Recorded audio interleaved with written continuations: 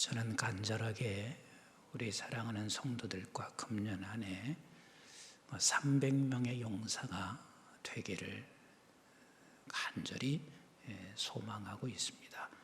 어쩌면 오늘 이런 시대 속에서 많은 사람들이 절망하고 있을지 모르지만 우리는 교만도 또 절망도 하지 않는 사람, 거기에 아무리 어려운 환경 속에 있어도 하나님의 나라를 늘 꿈꾸며 살아가는 바로 이 사람이 300명의 용사였습니다.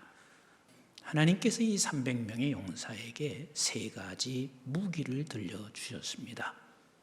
그 하나가 나팔입니다. 그리고 항아리입니다. 그리고 하나는 항아리 속에 횃불을 집어넣었습니다. 금년 한 해 우리에게 주어진 목표인 하나님께 영광이라는 나팔, 우리가 불면서 살아가십시다. 그리고 우리에게 금년 한 해 동안 꼭 세 가지 횃불을 한번 같이 들어봅시다. 하나는 말씀의 삶을 살아가는 말씀과 삶, 이 횃불, 또 하나는 감사로 하나님 앞에 찬송드리는 삶, 그리고 마지막 이 시대 속에 우리가 할 수 있는 건 아무것도 없습니다. 우리 하나님이 도우셔야 하니까 기도의 횃불을 함께 드리십시다. 그런데 이 횃불은 질그릇 속에 있습니다. 항아리 속에 있습니다. 그래서 우리는 매일 날마다 이 질그릇을 깨지 않고는 그 어떤 누구도 말씀의 삶을 살 수가 없고 감사와 찬송으로 살아갈 수 없을 뿐만 아니라 기도할 수가 없습니다. 그래서 사도 바울은 날마다 자기 자신을 복종했습니다. 나 자신의 질그릇을 늘 깨고 이 횃불을 들는다면 우리 하나님께서 그 어떠한 강적이라 할지라도 승리하게 하시는 우리 하나님인 것을 나는 확실하게 믿고 우리 끝까지 나 자신을 복종하며 이 횃불을 드는 금년 한 해가 되시기를 주님의 이름으로 축복합니다. 그래서 13만 5천이라는 거대한 저 적군을 저들이 싸운 것이 아니라 자기들끼리 싸워서 12만 명이 죽었습니다. 그런데 12만 명을 죽이시고 15,000명이 도망치게 했습니다. 그리고 이 15,000명을 추적하면서 승리한 자들이 어떻게 살아야 할지에 대한 지혜가 여기에 담겨져 있습니다. 에브라임 지파 사람들이 그곳에서 왜 이 싸움에 우리를 미리 불러내지 않았나? 우리가 미리 불렀으면 이 싸움에 더 크게 승리했을 수 있을 텐데 하는 그런 식으로 기드온에게 말을 하고 있었을 때 오히려 내가 한 것보다 당신이 한 게 훨씬 더 큽니다. 이렇게 말을 하고 있습니다. 역시 승자다운 말입니다. 넉넉합니다. 그를 하나님께서 위로하게 하시고 상대방의 노를 그가 풀고 가고 있는 모습을 여기서 볼 수가 있습니다. 그리고 난 후에 이 기드온의 군대들이 지금 추적을 하기 위하여 숫곳이라고 하는 곳에 갔습니다. 많이 지쳤어요. 배가 고팠을 것입니다. 그래서 숫곳에 가서 그들에게 떡을 좀 달라 이렇게 말을 하고 있습니다. 그랬더니 숫곳 사람이 뭐라고 하고 있냐면 내가 왜 너희들에게 떡을 주겠냐? 지금 상황이 어떻게 전개되어져 있는 것, 전개되어 가고 있는 것을 저들은 지금 모르고 기드온에게 내가 너희들을 어찌 보리떡을 주겠느냐 이렇게 말을 하고 있습니다. 그리고 난 후에 다시 브누엘로 갔습니다. 거기서 브누엘로 올라가서 그들에게도 그 같이 구한즉 분유엘 사람들의 대답도 숫곳 사람들의 대답과 같은지라. 아무도 기드온을 인정해 주지 않았습니다. 왜? 기드온이 끓고 있는 그 기드온이 무슨 힘이 있겠어요? 저들에게 지금 내가 줘야 할 이유가 없습니다. 차라리 미디안 군사가 우리에게 요청을 하고 있으면 우리 미디안 군사는 줄 수 있지만 너희들은 내가 줄 수 없다는 것입니다.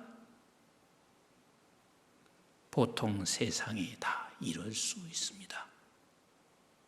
그래서 세상에서 이런 말을 많이 합니다. 줄 잘 서야 돼.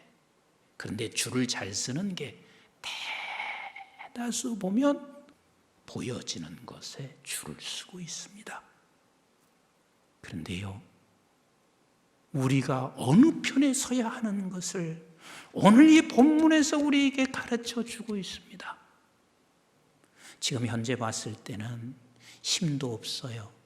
아무런 가진 것이 없어요. 그러나 저 사람은 지금 하나님과 함께하고 있는 사람이다.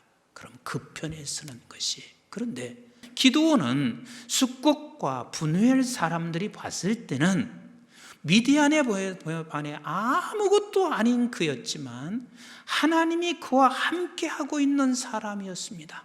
하나님과 함께하는 사람 편에 선다 하는 말은 주님 편에 서는 것이 지혜입니다.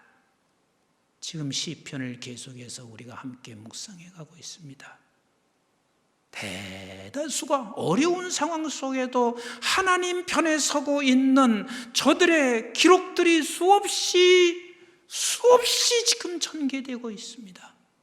얼마나 어려웠는지, 얼마나 힘든 상황인지, 그러나 그 힘든 상황 속에서도 변함없이 하나님 편에 서고 있는 모습을 우리에게 보여주시고 있습니다. 내가 얼마나 어려운 상황이어서 하나님을 지금 찾고 있지만 하나님은 아무런 대답이 없는 그 현실 속에서도 저는 절대로 끝까지 포기하지 않는 그 손길이 있었습니다. 그 손길이 끝까지 아버지 편에 서 있는 거예요. 끝까지 주님 편에 서 있습니다. 다윗이 쫓겨다니는 그 순간 다 이렇게 생각했을 것입니다. 사울 왕의 그 권세, 그 힘 앞에 네가 나만 할 수 있겠나? 사울이 죽이려고 하면 못 죽일 것 같은가? 거의 100명이면 100이 다 사울 편에 섰을 것입니다. 그런데 끝까지 다윗 편에 서고 있는 사람은 그저 인간적인 감정이 아니었을 것입니다. 하나님이 함께 하시는 사람인 것을 보았을 것입니다. 우리가 꼭 기억하셔야만 합니다. 우리 끝까지 하나님 편에 서는 게 지혜입니다. 사람들이 생각할 때 기드온에 무슨 힘이 있었는가? 그래서 숫곳과 분유엘 사람들은 미디안에게 기드온은 반드시 죽을 것이라고 생각했을 것이고, 그래서 저들은 기드온 편에 서지 않았습니다. 그들의 끝은 죽음이었습니다. 예수님께서 십자가에 달려 돌아가시는 그 순간 아무런 힘이 없이 그렇게 무기력하게 주님이 돌아가시는 그 순간에도 우리는 그 편에 설 수 있는 믿음의 사람, 왜? 우리 주님께서 그것을 우리에게 보여주셨습니다. 그 순간에 생명의 역사가 일어나고 있다는 사실을 우리는 알았습니다. 알고 있는 우리는 그것에 대한 고백을 하고 있는 사람들입니다. 현실이 만만치 않습니다. 그렇지만 우리는 승리자의 삶을 사셔야 되고 끝까지 하나님 편에 서는 게 지혜입니다. 후회 없는 삶이 될 것입니다. 그리고 우리에게 진정으로 하나님께서 승리하는 놀라운 것을 우리에게 보여주실 것입니다. 사랑하는 성도 여러분, 우리 금년 끝까지 주님 편에 서십시다. 그리고 하나님 함께 하시는 사람 편에만 서시면 절대 후회하지 않게 하실 것입니다.